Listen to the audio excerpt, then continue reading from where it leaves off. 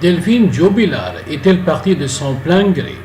Un certain nombre d'éléments révélés au cours de l'enquête laissent à penser que cette théorie est peu probable.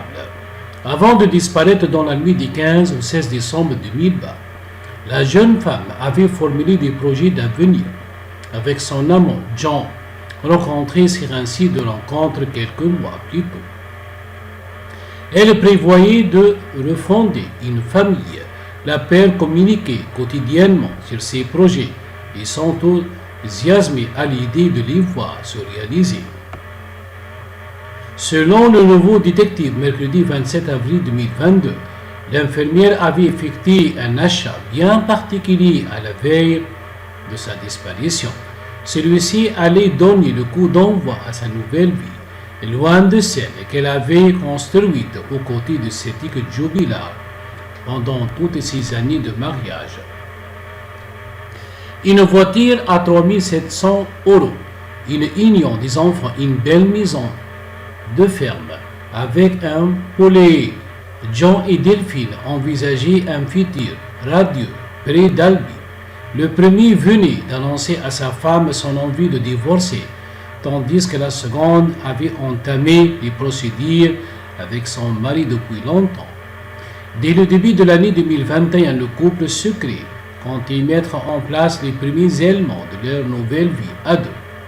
Le samedi 12 décembre 2020, ils sont donc allés dans un garage près de la ville d'Agen, comme le révèlent nos confrères.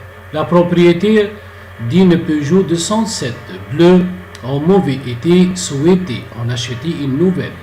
Delphine vient essayer une C4 d'occasion, repérée par John pour remplacer sa vieille Peugeot 207 bonne pour la casse.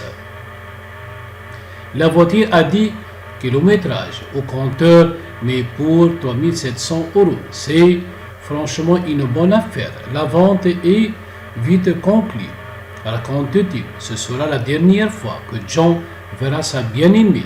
Elle le montrera à bord d'un bus pour entrer chez elle et se volatilisera après un ultime SMS 3 jours plus tard.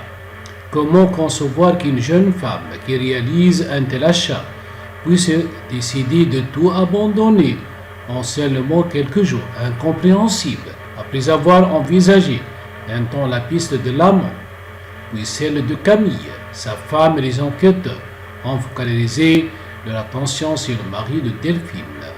Pour l'heure, c'est dit que Jubilar reste présumé innocent jusqu'à preuve du contraire par les autorités compétentes.